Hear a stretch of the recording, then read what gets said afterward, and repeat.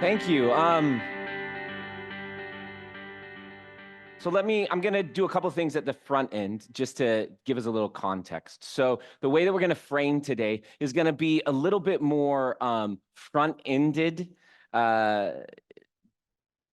presenting information, presenting terminology as a way to lay a groundwork and a foundation for how we can then continue these conversations in the following weeks. Does that make sense? But if we don't have a shared lexicon, if we don't have a shared vocabulary, there is a greater tendency and likelihood that we'll start missing each other, right? That we'll miss how we define things, how we communicate. We may say something that we think is intended one way, but in fact is felt and experienced and heard in a different way. So we want to lay down this foundation. So that's a lot of what we're going to do. So you have the slides in front of you. Feel free, look ahead, read those who like to read the end of a book before you start it, see if you want to read it. That's great. Go for it. Use it as a space for notes throughout. I'm going to periodically pause. I'm going to use quotes because I think quotes are beautiful ways to stimulate thought and to stimulate kind of independent critical thought. So throughout, we'll kind of pause. We'll take a 2-minute break for you to jot down some reflections, some ways in which the terms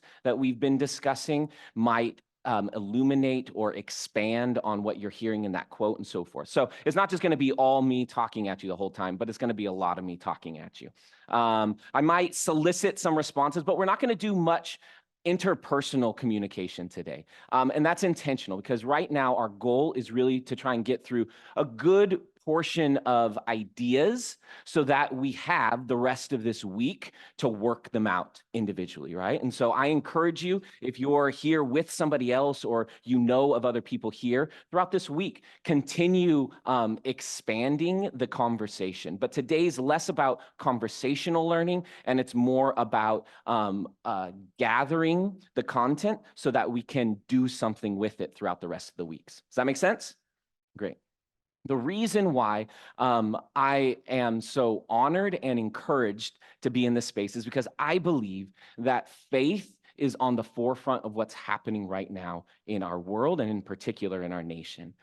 In my PhD studies, I focused a lot on Christian nationalism and the role of progressive faith communities as a counterpoint to what has largely been emerging out of traditional white evangelicalism and has been really kind of curtailed into a lot more Christian nationalism that we're seeing around the world.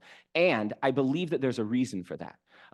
My background has been in activist work. That was my PhD was in, I want to clarify, I didn't get my PhD. Pandemic happened and I was like later, just so you don't think I have something that I don't have. But in that study, it was around activism. It was around direct organizing. And what I found in those conversations that I thought was limiting was that it was all coming from this expectation that everybody was going to share a sense of morality, share a sense of values, but there was no grounding point for everybody to agree on. And so we were kind of talking in circles with each other. Faith adds a center point. When we look at the life of Jesus and we look at the ways in which God has continually been shaping the arc of creation, we see beautiful reminders that life requires dignity, that the ways that we treat others requires us to do so with a bent towards dignity. It requires us to call towards something bigger than ourselves, something outside of ourselves that is pulling us forward and helping us to continually be making these decisions, especially when those decisions are costly, when those decisions are painful, when those decisions are difficult. It requires us because of the grounding in our faith. So I believe what we see happening in our larger nation can be responded to from communities like Quest. We have a really beautiful opportunity to step into those spaces, speak truth to power, do that from a space of godly, divine love, and do so with a sense of urgency and conviction to see the world changed for better. Amen? So that's the frame for how we're having these conversations. We're using terminology. We're going to have this beautiful PowerPoint. I mean, like, Wow, Matt, look at that thing. Gorgeous. We're going to use that as a tool, but let's never forget throughout today as we're gathering all of these, wrenches and hammers and screwdrivers. That's about all the tools I know, saws, right? And we're pulling them all together. Let's remember the larger canopy of what we're doing and why we're doing it. This is not just to get information to help us feel like we're informed or woke or whatnot. This is intended for us to build up our skill sets in various ways so that we can step into this work intentionally with purpose and with a clear direction of where we're headed. Amen?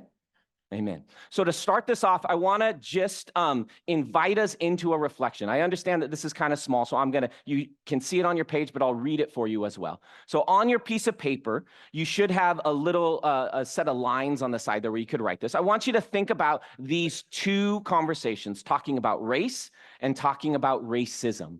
And on a scale of 1 to 5, 0 to 5, 0 being, I don't want to talk about it. 5 being, yeah, whatever, let's talk about it. No big deal. No thing, right? That kind of spectrum. Where are you? Where would you rank yourself currently today in terms of your comfortability with conversations 1 about race and conversations 2 about racism?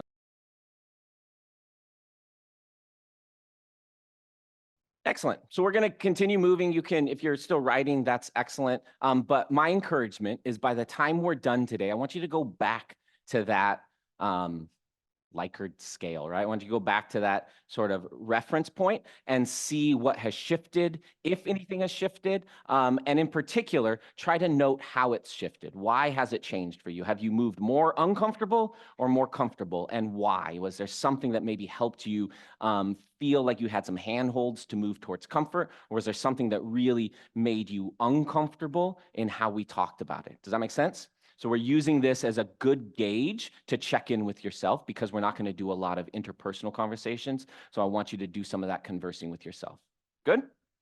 Great. So as we frame this conversation, what I want us to do is put on our sociology hat. So my background's in sociology. In particular, sociology likes to approach from the external or from the general, and then identify how that affects the personal or the individual or the more specific. Does that make sense? So we typically start on a broader level and we make statements about systems within our society. We make statements about structures, institutions, the operations of a society, and then how that sequentially works itself out into smaller groups, whether it's interpersonal groups or larger groups and so on and so forth.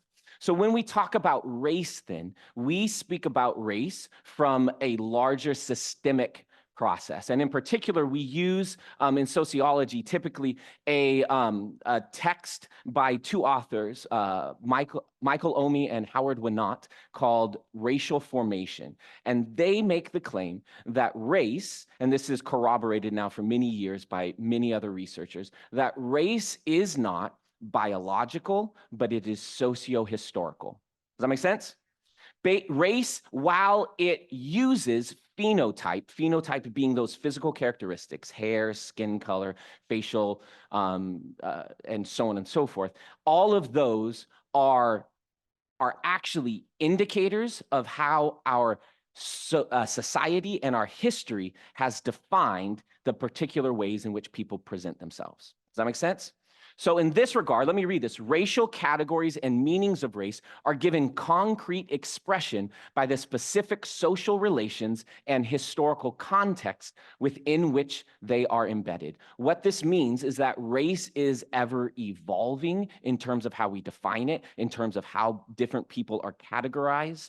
At the sort of inception of the United States, race was much more associated with nationality. You were this group, you were that group. And as our laws, and in particular, our economic system was more closely linked to racial slavery, and in particular, the need to exploit labor, that then shifted how we defined, and we started creating laws, we started creating policies and practices as a way to codify those social definitions of what race was in the systems of our society. Does that make sense? So we say that with the caveat that it doesn't mean that race doesn't have real life implications, consequences for all people living in society, right? That race still is felt and lived and experienced, but it is not innate in one's biology in that regard. And especially the value statements that historically have been applied to it, they are the result of the people making those definitions more so than something innate within individuals. Does that make sense? The main thing I want us to walk away with, though, is that race is a socio-historical process, and it's one that has happened and is happening right now. Yeah? I was going to say amen. We got it? Yeah. All right. Next, then, we can start talking a little more specifically about some distinctions that we might want to understand. In particular, how we talk about race and how we talk about ethnicity.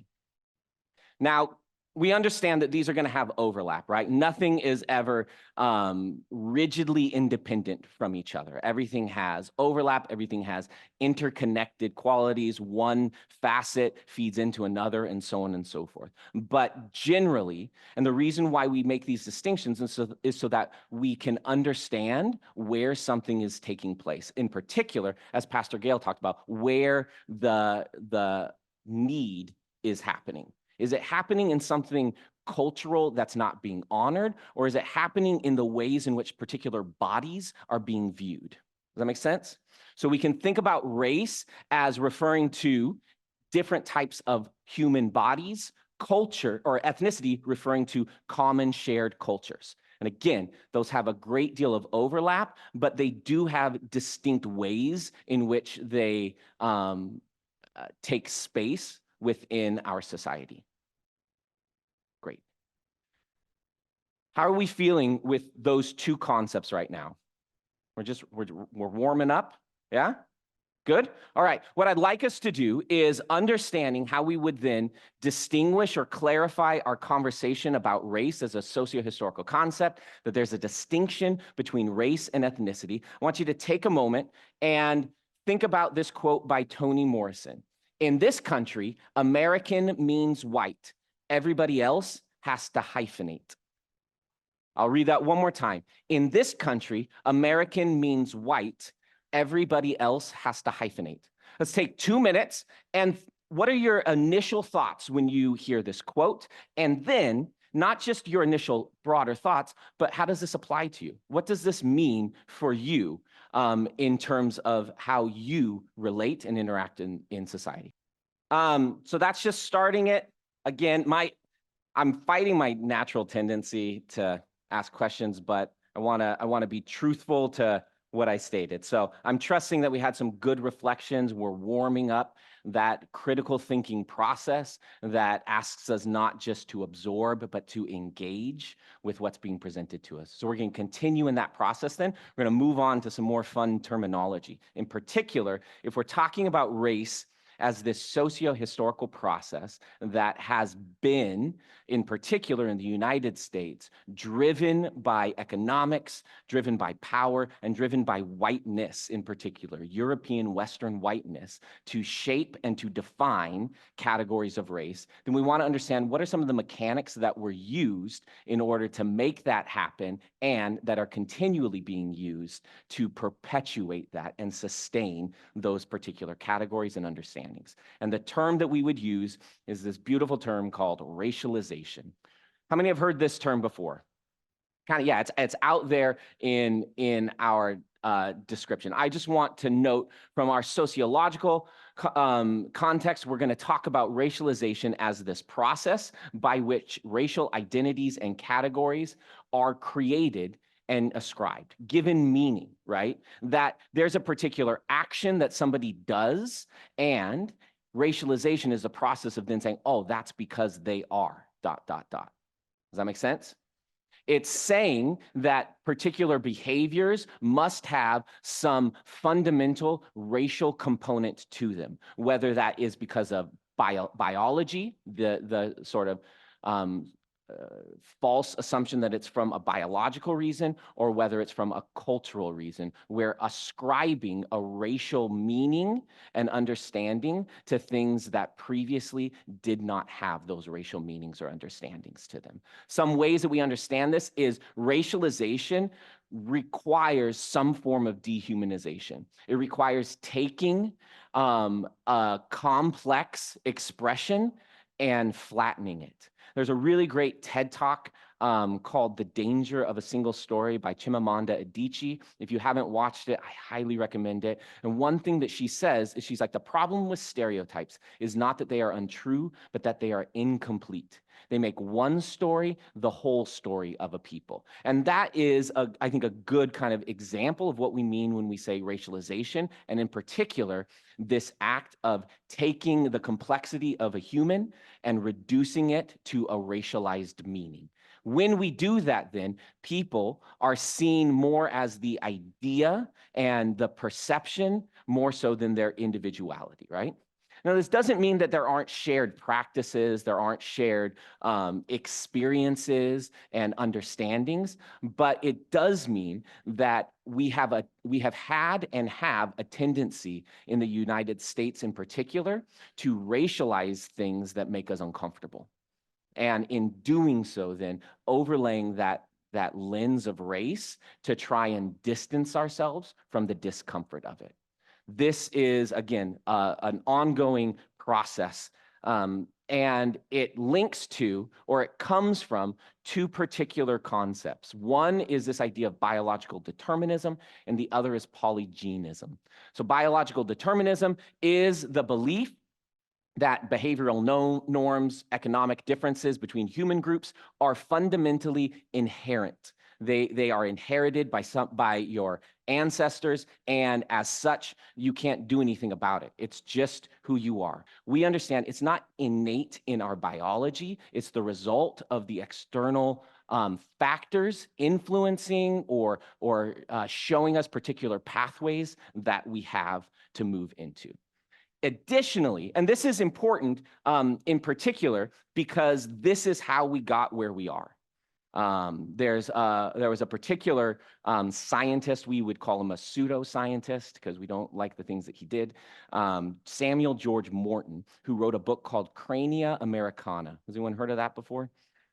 In there, he was drawing on some previous information, but he really codified it in a text that then got taught in schools and got used to inform policies. And in Crania Americana, what he said is there were three distinct people groups. There was Caucasoid, Negroid, and Mongoloid. And those were the three groups, and they were biologically distinct from each other. They had different ancestries, they had different lineages, and he went into this very elaborate explanation, kind of pulling from the idea of the survival of the fittest, all of those terms that we hear from time to time in our culture, they ground themselves a lot in the work that he did.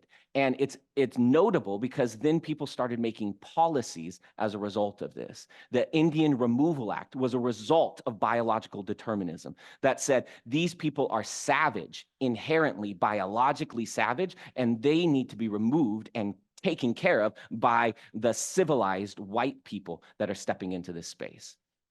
Additionally, and I think in particular for us, there was this strand of thought called polygenism. And polygenism had this belief that there were different atoms, not atoms A-T-O-M-S, but atoms A-D-A-M-S, right? Atoms, like in the Garden of Eden. There were different atoms, and our different races, now this is already assuming that there were different races, came from these different atoms. And these then informed how different groups took shape. You might also hear this sometimes when people say, oh, they're children of Ham or children of Cain, right? Those types of offhanded comments or remarks are actually deeply steeped in this belief that God made different races, not just one human group. Does that make sense? Both of these matter because our white evangelical church, for the most part, still operates from this space of polygenism, even if they won't overtly say it. Ultimately, where this leads us then is in this concept of the fundamental attribution error. It's now a much more elaborate example of biological determinism or polygenism. It's taking things that we see and saying, oh, that person's doing that because or that group is acting in that way because there's something fundamental about who they are. And what that means is they can't change it. So then we start creating this whole like prison complex system. Well, if they can't change, then we're just going to take them out of society, right? But we know that that's not in actuality the case. We've given up on, in our prison systems, we've given up often on reform, and we do much more emphasis on pulling out of culture or out of society. This also takes its root in just the ways in which we clarify preferences. Like, and I run into this a lot with worship music in particular, that especially early on when we were making more of a shift under Pastor Gale's leadership as our worship pastor. Those who don't know, Pastor Gale started as our worship pastor and moved us into a more intentional and expanded expression of multicultural worship. And Pastor Gale's like, cool, you'll go talk to the white men when we make this shift. And it was a common thing I heard. It was a lot of, oh, well, that's not my ... or that's not this, right? And again, we're working from a space that there's an assumption that these are things that we can't learn, that we can't expand, that we can't grow in. I have really been into an artist, Jacob Collier. Anybody? Yeah, he's somewhere else. But what I've really appreciated about his approach to music is he challenges how I listen to music. And he challenges what I perceive as preference. And he helps me understand that just because I'm not familiar with it doesn't mean that it's not good and rich and has something to offer to me that will make me more full and more whole if I engage with it, right? And I don't just shrug it off. Our boys, we have 2 boys, and our rule in the house is you never get to say any food is weird. You always have to try it. And so regularly, Lennon and Cadence now will say, I don't like it, but I'm glad I tried it. Right? That, I think, is one way that we respond to this. So to just hit these kind of subpoints here, fundamental attribution error speaks to the idea that Western culture emphasizes individual freedom over a collective sense of togetherness. It has this act wherein, dependent on what social power you have greater ability to then assign a statement, a fundamentally attributive statement to a people or a person, as opposed to looking at the situational factors, what's happening around them. So an example of that, as I mentioned, I dropped out of high school my junior year, but I dropped out in a predominantly white middle-class community. And so that means then that there was a lot of economics going into that through property taxes. At least I was in 1990s, and schooling was funded by our property taxes. So it meant that the school that I dropped out of had enough resources to fund an alternative program. So when I dropped out, statistically, you see, I mean, they don't put your name in the statistics, but Matt Hornbeck, boom, high school dropout. And then it didn't account for the fact that I was quickly caught up in a program that meant that I still graduated. I still got to do choir. I did all of the plays. It just meant that I got to surf and do work at Subway, right? I mean, that was the dream, right? And I think that's important because sometimes, especially when I used to teach in the different community colleges, I would have students say, oh, well, you dropped out and look, you were able to get to this place. You were able to advance in education. Anybody can do that. And I say, no, there's a difference. Now, I don't want to make a statement about what people can and can't do, but I do want to make a situational statement that me dropping out is not the same. The school on the other side of town, Santa Maria High is where it was in California. It was a predominantly lower income school. It would not have been the same experience dropping out there than it was for me to drop out at Rigetti High School. They were different, and it has nothing to do with me and what's happening internally has everything to do with the situational factors that were impacting my access and ability. And that doesn't even account all the cultural resources I had, the books that filled our house as a kid growing up, watching my parents go to school, watching my parents read, all of those other cultural cues that spoke something into me as well, that are situational, they are not fundamental. Does that make sense? Excellent. And then we overvalue individual explanation and we undervalue the situational explanation. So my hope is usually about 10, 15 minutes, we're going to do another break so you don't have to keep hearing me talk. Here's another one from a really wonderful book, if you haven't read it yet, An Indigenous Peoples History of the United States. Really thoughtful, deeply researched, and very informative if you have not had a lot of access to information around Native and Indigenous communities and the history of treatment in the United States. I highly recommend this book. It's on Audible. I'm a big fan of it. This is what Dunbar Ortiz says. The United States is not unique among nations in forging an origin myth, but most of its citizens believe it to be exceptional among nation states. And this exceptionalist ideology has been used to justify appropriation of the continent and then domination of the rest of the world. Let me read that one more time because it's a hefty one. It's like stew. The United States is not unique among nations in forging an origin myth, but most of its citizens believe it to be exceptional among nation states. And it's this exceptionalist ideology that has been used to justify the appropriation of the continent and then the domination of the rest of the world. Let's take 2 minutes and reflect. What are your general thoughts? How do you see this applying in your own personal context? Excellent.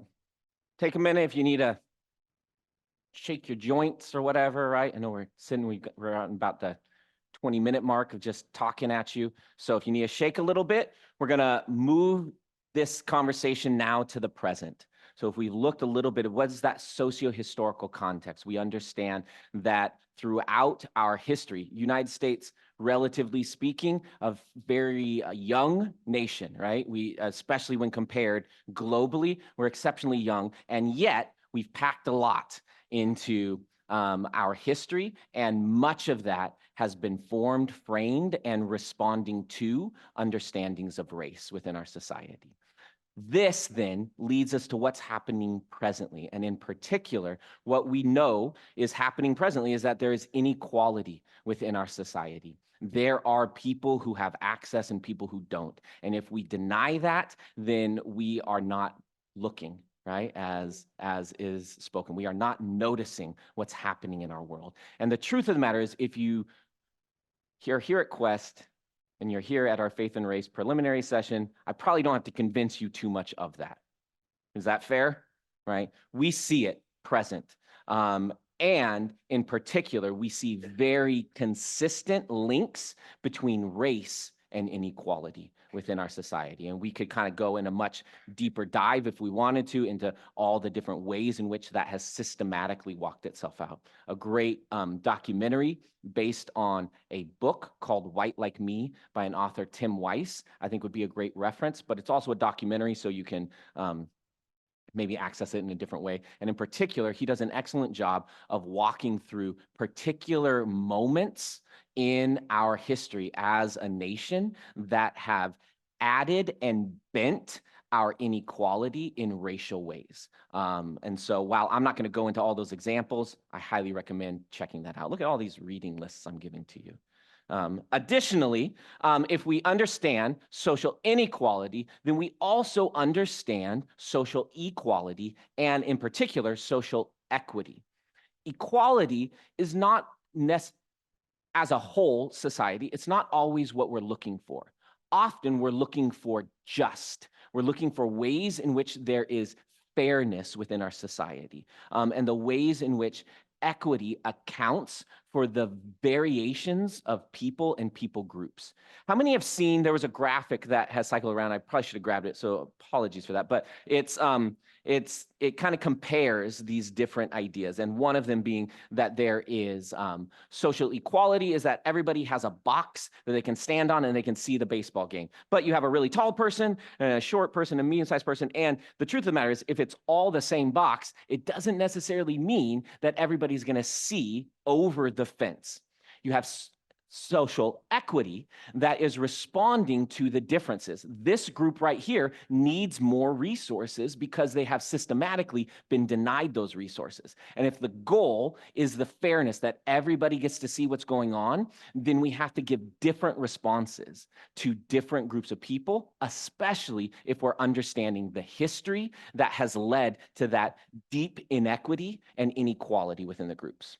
There's another one I see that says social justice is just tearing down the fence altogether. And we'll maybe get to that at the end of our talk today. But to understand these two, I think matters. And it matters because we're not just going out and trying to give everybody the same thing and say, well, why haven't you, succeeded? Why haven't you done the thing that you need to do? You all have access, right? You all have access to school. Why was Matt able to move on into higher education and you weren't, right? Those types of conversations aren't helpful. And again, we can hear how they're rooted in conversations that are more about fundamentalism and less about situational factors that are going on. If we understand it situationally, we have to respond to it equitably, not just equally. Yeah? Great. That one went faster than I thought, but let's have another reflection time. This one is coming from Jim Wallis. He's a Christian author, and I think he has some really thoughtful things to say. Here's his quote right here.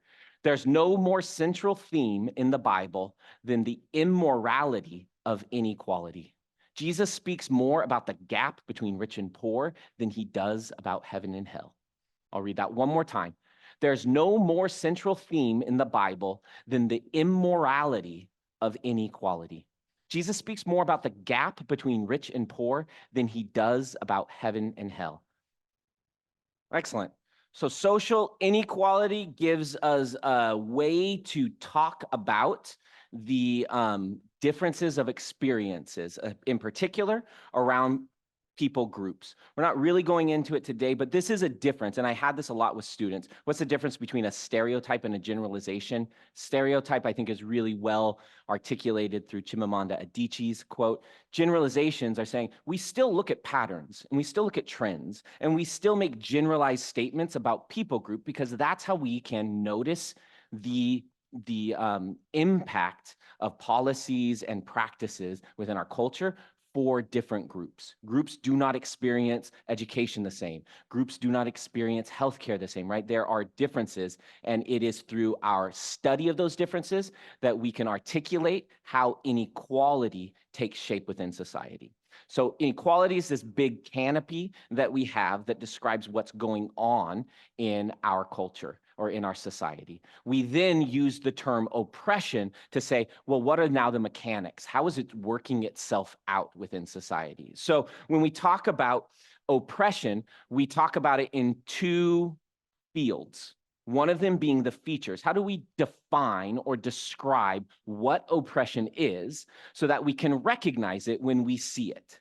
Secondly, we say, how does oppression get acted out and experienced? And we call those the faces of oppression, features and faces. And the faces are important because we can say that action right there is the result of oppression. If what I'm noticing is an oppressive system, this is how it's acting out in the interpersonal relationships or amongst different people groups. Does that make sense? So one is describing what it looks like. The other is describing what it does. Does that help? Right. So when we talk about the features of oppression, one thing that we need to note is that it is pervasive. It is throughout our culture. It shades all aspects of our culture. Oppression is happening. It's happening in the church. It's happening in worship spaces. It's happening throughout our culture, throughout our society, and faith is impacted by it equally. Secondly, it is restrictive. At its core, oppression is about restricting, to press on another. So oppression is restrictive. Oppression is hierarchical. And I can never say that word correctly, so just accept it for what it was, right? It is about a stratified system. There are some on the top and there are some on the bottom. And if we understand the history of it, we understand how those ladders were made, and we understand who shaped the ladders and then defined the rules in order to ascend or be descended upon in those ladders. It is hierarchical. It is also complex. It just can't be had with simple conversations. It just can't. You can't talk about oppression and acts of oppression simplistically. And this is why I gave up on, for me at least, on social media, because I would spend way too much time trying to type a response. Well, actually, blah, blah, blah, blah, and then I cite my sources, and then the other person's like, well, that's stupid. I'm like, I put so much time into it. It's complex, right? And gave up on it. I'll have a one-on-one conversation. I'd love that. It is a complex reality, and because of its complexity, it requires us to have nuanced responses to when we notice and recognize oppression. We're going to respond differently to oppression we see in the church than we're going to respond to oppression we see in our government. They require different responses, even if the root of it, the core of it, is the same. It is still oppression, and it is still happening in our churches. It's happening in our political systems. And then lastly, and what makes oppression, I think, one of the more complex and complicated realities we all swim in, is that it becomes internalized. As those who benefit from the oppression, we internalize it. And I'm talking about as white people. We internalize it. It's how we're socialized into our culture, whether we mean to or not, whether the people who socialized us mean to or not. We have internalized these particular practices of oppression. And it also gets internalized in those who are experiencing the oppression. And that's why it's so complex. That's why it's complicated. And it requires us to be able to have complicated conversations, to pull our understanding back to broader descriptions of what's happening, as opposed to just, well, this has been my experience. Well, I haven't noticed that. I didn't experience those types of situating ourselves as the one reference point aren't going to work when we want to understand and respond to oppression. Does that make sense? Secondly, then, if this is how we see, or this is how we would describe oppression, then this is how we understand it's working out. This is from an author, Iris Young, and in particular, writing around the experience of Native and Indigenous groups within our current society. I had, I'll call it a privilege, although I recognize that I was benefiting from it. But being in Flagstaff, Arizona, if anyone's familiar with that, it's right next to the Navajo and Hopi reservation. And so what that meant is we had a lot of access to hearing the present day treatment that was going on with the people on both of those tribal lands. And because Flagstaff was one of the closest cities for a lot of those individuals, there was a lot of interaction. In particular, Roxy and I, when we were both in grad school, we did a lot of substitute teaching, and we would substitute teach in the juvenile detention center. And what we saw consistently was that it was students of color, in particular, Native Indigenous students, that were being put into juvenile detention for truancy. Now, here's the painful reality of this, and this is how we'll kind of then talk through these concepts, is that for most of them, there was this massive disconnect. On the Navajo reservation, they recognize, or they follow daylight savings. Arizona does not follow daylight savings. The buses from Flagstaff were operating not on daylight savings, but communities in the Navajo Nation were operating on daylight savings. Or does that make sense? And so already right there, these students are being told that they're truant, that they're deviants, that they're literally being put in juvenile detention because this was such and such an offense. And people weren't taking into account the situational realities surrounding their experience. That was oppression. Particular, we'll get back to it, but that was cultural imperialism and marginalization. So Young talks about these as it relates to Native Indigenous communities, but this applies across the board to any group that is experiencing oppression. There is, in the faces of oppression, there is the expression of exploitation, taking from, using another person's labor for your own profit and not compensating them fairly for that. And that is consistently present within our economic system right now. Can we all agree to that? I'm not going to talk any more about it. I'll move on. The next one, marginalization. When we talk about marginalization, this is the act of moving people groups away from access to resource, voice, and power within a culture. It's marginalizing, pushing. That's why Pastor Gail is so adamant that we feature and we preference voices from the margins. Probably one of the most important contributions to my faith development. I read the book God of the Oppressed by James Cone. Extremely helpful framing device to help me understand how marginalization shows up in faith communities, how we use theology. Pastor Aaron has mentioned this before, that when he was in seminary, they had theology classes and then they had contextual theology classes, right? And that these were the theologies that weren't, they never said this, but they weren't written by white men. And so they're over here. These are the ones you have to know. These are the ones you can know if you want. That is marginalization, right? That is marginalization, and it's cultural imperialism. Powerlessness is another one of these examples. I think our prison system is a great example of how that happens, but I saw it when I was substitute teaching on a regular basis. I saw the ways in which students, and in particular students of color, were being pushed down, were being silenced, were being immediately responded to and perceived as negative, and as such, their power was being taken away from them. Go to the office, right? Hey, sit in the corner, or whatever it was, right? That is a subtle form, and then we can kind of expand that out to broader cultural patterns as well. Cultural imperialism, I've kind of been going back and forth, and we'll talk about this in a little bit when we talk about culture and dominant culture.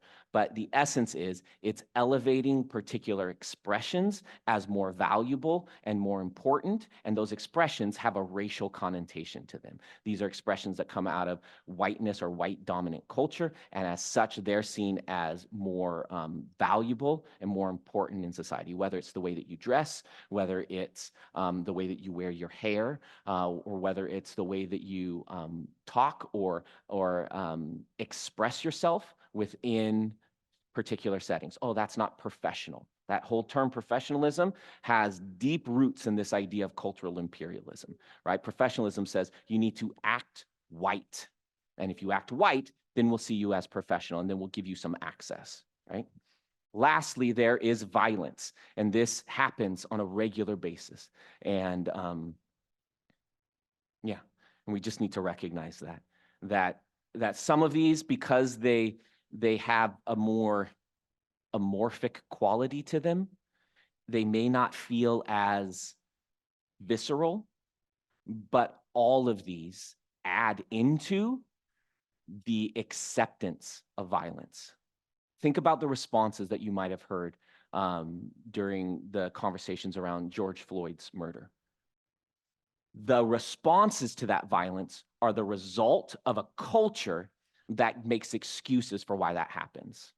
In a slightly adjacent example of that is when you hear the idea of rape culture, it's not referring to the fact that people are just going around and engaging in that act. It's that there are ways in which female presenting bodies are being represented in our culture that gives license for male presenting bodies to treat them in a particular way. They may not look like the act of rape, but they give credence to it. The same thing is true here. When we look at racial violence, it's not just the act of violence. When people say that's just a bad apple, we say, no, no, no, no. That doesn't work as a response to this, because there's a whole culture that has given credibility and acceptance for this act. And so we have to challenge the culture while we're also responding to that immediate act. Does that make sense? Great. And then lastly, because I love a good graphic, if we think about oppression, here's how we define it. Here is how we see it acted out within our culture and society. Then this model might give us a way to say, now what do I do with that? Sorry. How do I respond to oppression?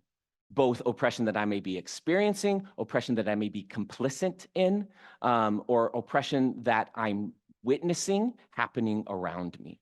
So first, we have to take into account the fact that it is complex, right? That's what we understand. It is a complex thing, and so we have to understand it complexly.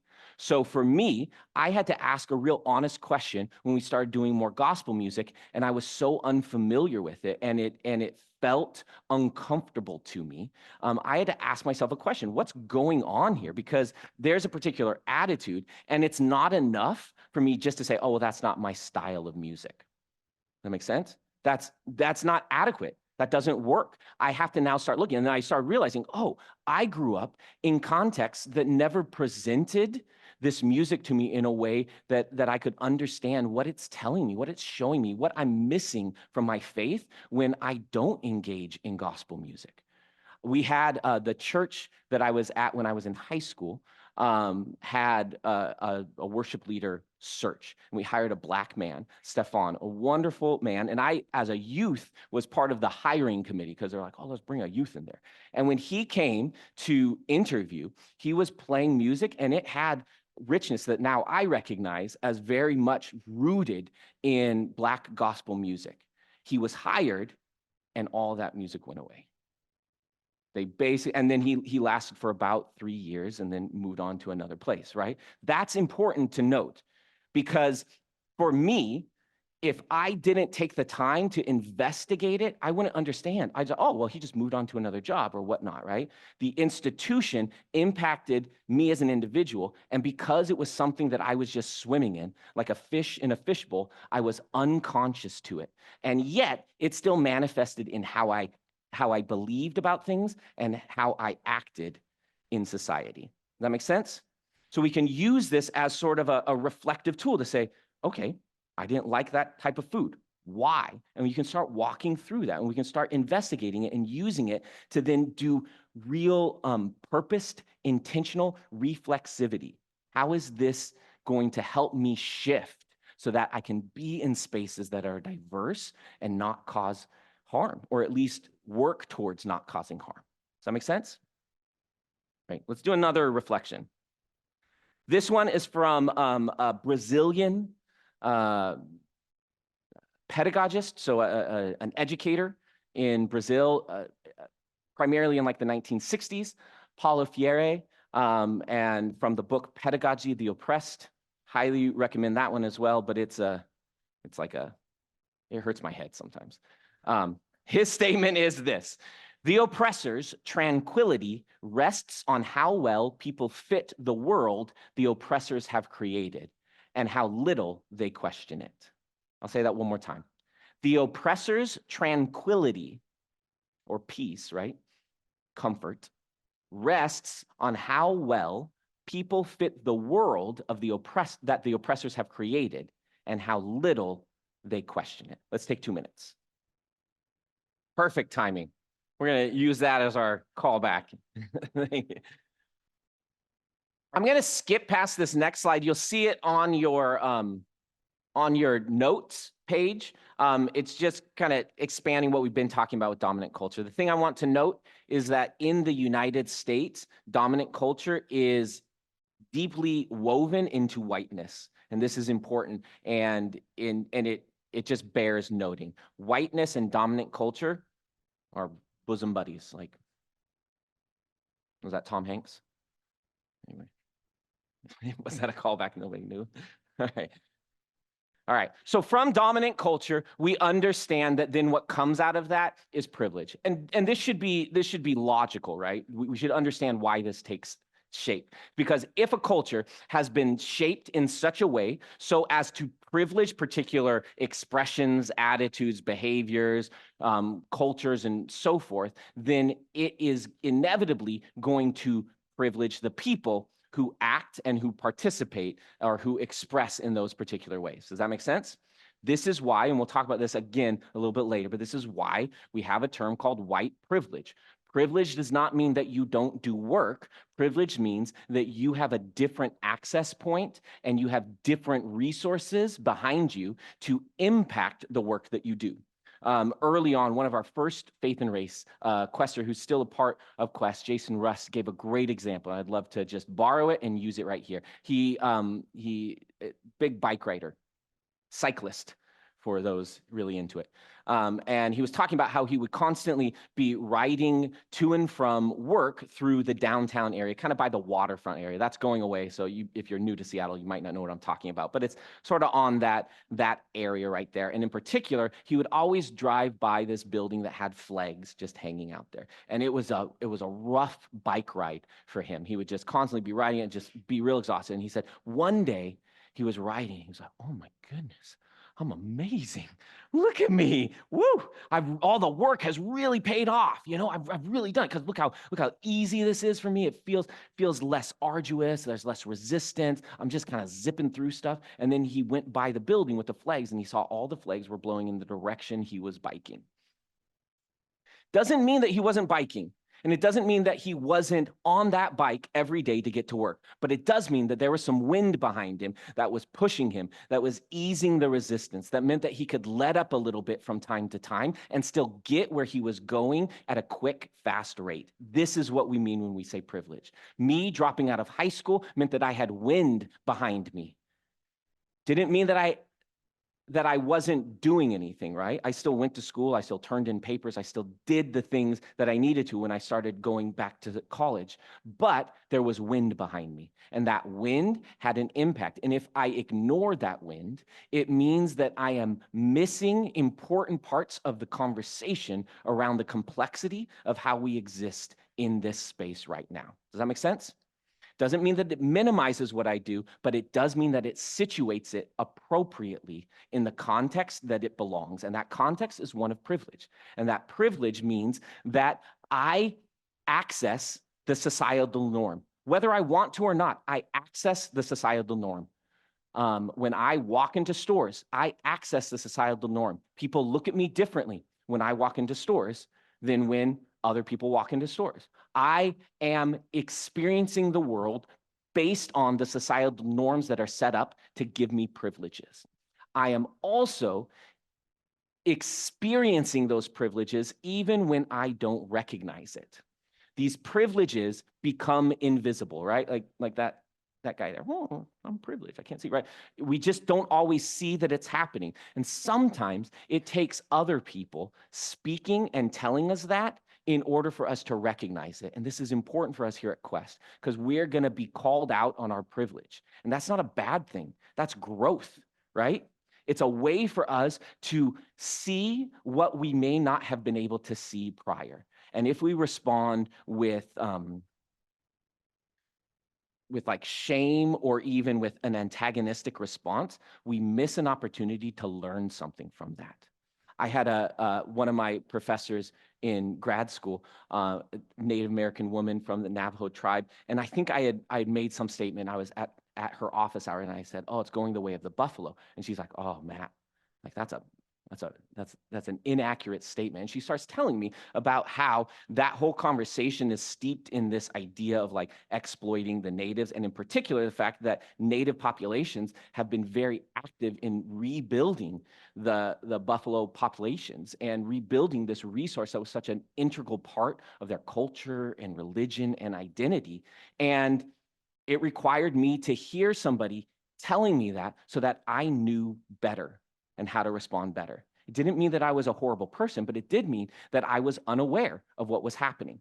Now, I could have, in this last one, just opted out and go, oh well, I'm not going to say that. I'm not going to talk about that, and just like, well, I'll just be quiet, right? That doesn't do any good. we need to stay in the conversation in order to move through the conversation to greater equity on the other side. Amen? That one could have an amen to it, yeah? Great. All right, so that was privilege. That was a big one. We good to move on from privilege? We're going to do another 1-minute reflection.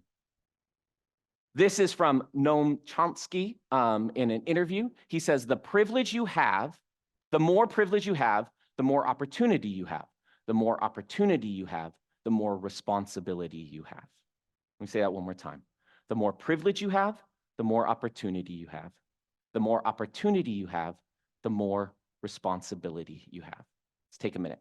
So the more privilege you have, the more opportunity you have. The more opportunity you have, the more responsibility you have. This leads us to now whiteness. But I want to make a distinction here. We're going to talk about white identity. We're going to talk about whiteness. And wow, similar to a lot of what we've been talking about, there is deep integration. They are not the same thing. And we need to understand that they are different in order to avoid some of the pitfalls that come when we have these conversations. And often then what I've noticed in the time that I've been in these conversations is it results in white people, particularly, opting out of the conversation because they could opt out and go somewhere else and not be forced because they're part of the dominant culture, right? So white identity is referring to light-skinned people of European descent. It is something that has been and is continuing to be more and more researched, but it is specifically talking about the identity and the ways in which somebody identifies. I identify as white. That's my context. I don't know a lot of that lineage, and that's part of the privilege of whiteness. I don't have to know all of the things that have added in. I know there's British, I know there's Irish in there and something else, right? Other things to it. But the reality is I still identify as white, and that's accurate, and it's an important thing for me to recognize. My identity is not something that I should feel shame for. Just like anybody else's identity should not be shameful. It is when whiteness overtakes or stands in the place of me understanding myself as a white person. Does that make sense? A great book to further unpack this is the book by Nell Irving Painter, The History of White People. It's also on Audible. Give it a look. White identity is how we identify. Whiteness is now talking about the larger system at play and the ways in which that system has deep tendrils into all of culture and that co-ops how white people exist within our culture, especially if we refuse to recognize the ways in which white privilege impacts us. So whiteness is referring to the construction of white as a race, which is something that happened here in the United States during the inception of the United States, and in particular, this idea of slavery and that comparison, or at least the ways in which white is understood now, is the result of how the United States has developed that over time. It's about culture, systems of privileges, and ultimately, it is woven throughout all of society. In our media, in the ways in which our music, what's on the top 100, all those different aspects of society are informed by whiteness. Whiteness is not white identity, even though they have particular overlaps and pretty persistent overlaps. It takes work to disentangle that, but work that we can do, yeah? All of us can do that. Some features that we can understand about whiteness is that it is socially and politically constructed. Therefore, it is a learned behavior. It is something that we can challenge and unlearn, right? Lennon is really into football right now, which is a deep irony in our household. But I can learn football.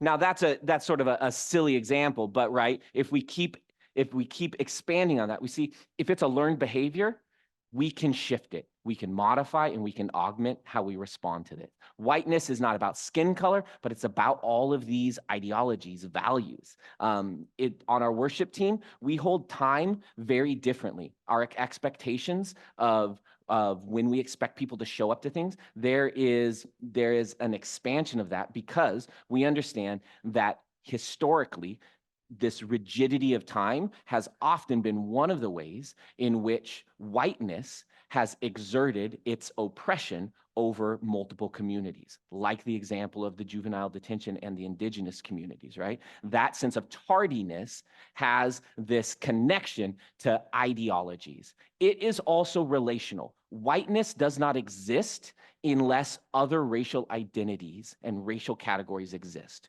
Whiteness emerged during that Jamestown moment, right? If you've heard of that in our history, there was Jamestown Africans, 12 Africans that were brought over to the United States. We had an economic system that was rooted in cheap labor, that was primarily rooted in indentured servitude. Poor Europeans that came over worked that, but they only worked it for a certain amount of time because that's what indentured servitude meant. Then they were released. And so we started creating laws that weren't tied to the phenotype of people, or that weren't tied to the work that people were doing, but were linked to the phenotype, to the ways that people looked. And suddenly the laws started defining racial categories as different.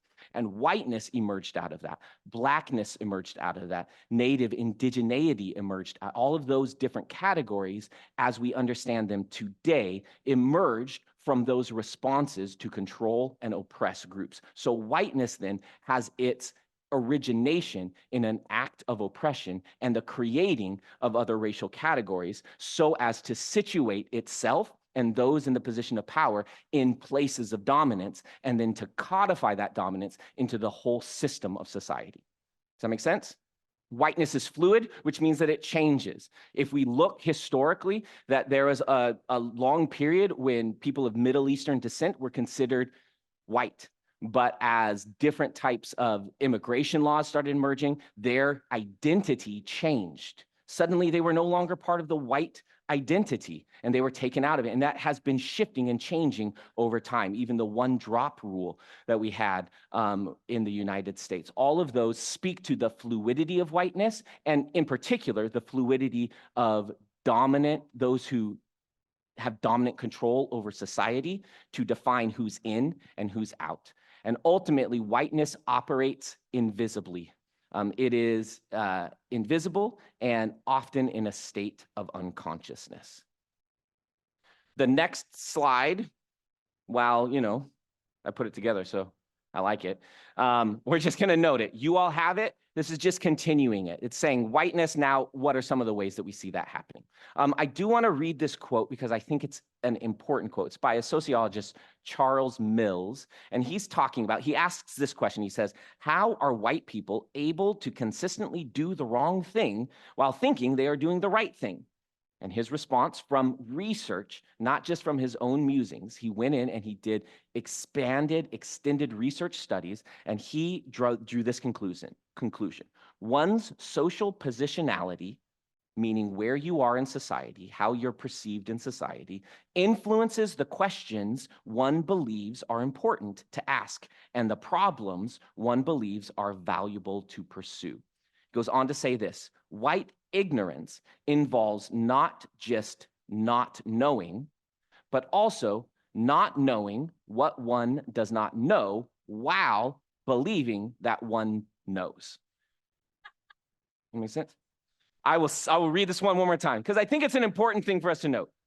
White ignorance involves not just not knowing, that's me quoting it, but also not knowing what one does not know while believing that one does know.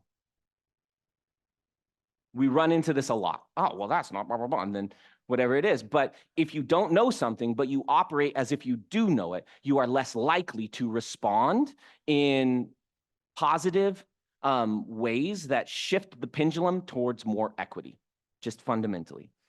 So that's how we speak to this. And lastly, two lastlies. First, lastly, racism.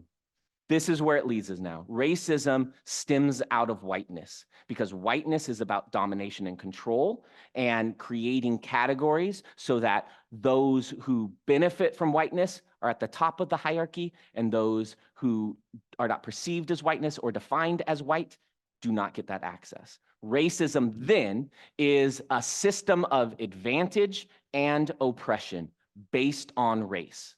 Racism is not just prejudice, not just having a bad feeling towards people, not just discrimination, not just treating somebody inaccurate or unjustly because of how they look, but it is prejudice plus power.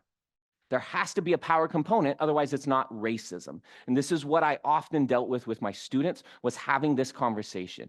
Just because you may have had a negative experience as a white person doesn't mean that you experienced racism. Here's my story. I was a teaching assistant for one of my professors, a Black woman who was actively prolific in the work that she wrote around race. Deep research. She had immigrated here from Jamaica, so a lot of work around immigration and the racial components of that. And she would teach a sociology of race class, and I was her teaching assistant, which meant that I would teach the study sessions for the most part. So she was teaching on racism, and she said, racism is prejudice plus power. That means that white people don't experience racism within our culture. It's what it is. We may experience prejudice or discrimination, but racism requires power in it. There were three white male students that were so angry, so pissed. Can I say pissed? So pissed off that they were just like, whoa, whatever, you know, and at the end of class, they just stormed out and whatever. And we're like, whoa, and you know, they didn't come back. And then the next week it was leading into study session. And my job of the study session was prepare people for the midterm. Two of them come to that study session. I was like, okay, here we go. And I say exactly what Professor Harris said, the exact same things, all the notes. And after the study session, they come up to me, you know, the way you said that really made sense. I was like, I'm first-year grad student, right? You know, I'm barely into this conversation, and suddenly I was given more credibility in that. So it's just important for us to recognize these mechanics because it's going to inform how we respond.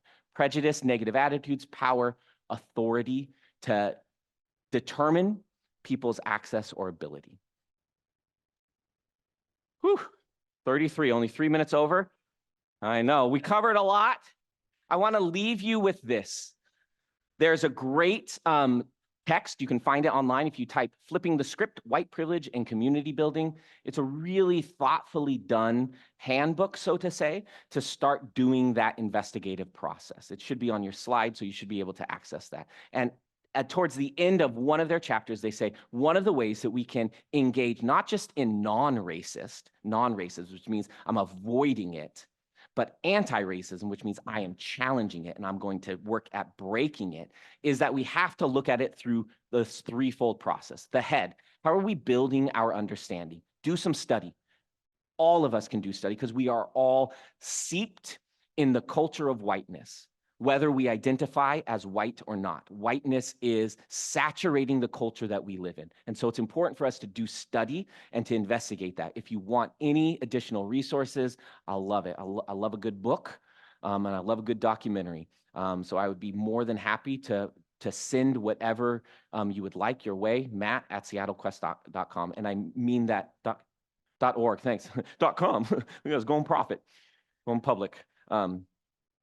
Send that to me. Head matters, but in addition, so does the heart. So do the relationships that we have. Being mindful of how we cultivate those relationships and how we do so by taking care and leading, as Pastor Gail said, from that space of love. What's the decision that I'm making in this relationship to privilege what they're sharing with me and to take that as an important understanding of how they're experiencing the world and how I may not know what I don't know. So I need to hear that. And then doing something with it. When we talk about whiteness and white identity, we can either leverage or we can lay down. our privilege. Sometimes we use our privilege in ways to advocate, to speak out, to speak to communities like those two students that for whatever reason, what I ultimately told them is I said, cool, that's exactly what we're talking about. That's racism. You thought that me saying it the exact same way that Professor Harris said it was in some way better. And it isn't, right? It just isn't. And so being able to leverage that privilege in those ways, and then recognizing when it's time for me not to talk, it's time for me not to say something right now, or it's time for me to step back and listen. These upcoming weeks, Faith and Race, 1, 2, 3, they're going to be great opportunities to engage in conversation. And we all should engage in conversation. But we should also be aware of what our hands are doing, not physically, but metaphorically, right? What are we doing in this space? Are we dominating the conversation, or are we creating space to hear from the heart and to learn from the head, so that when we engage in that conversation, we're doing so from a real intentional point of reference, not just from any sort of random experience that we might have had or not had. Does that make sense? Thank you. That was a lot. Appreciate it. Appreciate you all for staying in this. Yeah, is that how we're ending? Yeah, almost. Cool, okay. Well, first of all, would you help me thank Pastor Matt again for this rich? This is being recorded. And so if you feel like this was a crash course, and big ups to you for sticking it through, to have come to church and all of that and still be here. So thank you. But it is being recorded. Yes. And we'll make that accessible to you, so that if you need to go through it a little bit more, you've got your handout. But for me, there'll be some places I'll want to review, and it'll be also something that we're going to start having through the Reconciliation Ministry, stuff that we'll be able to have archived. So you could always say, I want to do that. I want to learn that. I want to share that. So know that we'll do that as well, okay? And the Faith and Race links are up, so please do register to come now, because this was so that we could keep each other safe.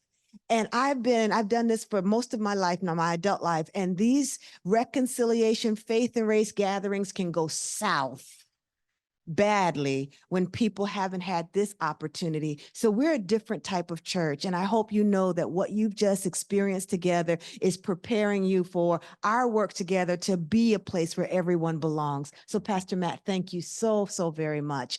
So please register for the next 3 weeks. Just click the links that are already available. Is there anything else I'm supposed to say? If you'll stand to your feet, I would love to pray for us as we get ready to go. But my sincere thanks. You were with us from start to finish, and I appreciate that. And online, folks, because we have an online community with us, thank you for being with us. And we'll make sure that you can be with us for the rest of the series as well. So thank you, thank you, thank you. I just really want to declare Micah 6:8 over us. I joined this church in part because that scripture has become a truth for me. I believe that Quest Church is a place that wants to act justly, love kindness, and walk humbly with God. And so, Lord God, we don't just have it on the wall. We want it in our hearts, and we want to live it in our lives. So empower us to be people who act justly, who love kindness, and who walk humbly with you. We want to be who we say we are. So God, transform us, we pray, in the name of Jesus. And all God's people said, amen. Go in peace, serve God. See you next week, okay? Peace.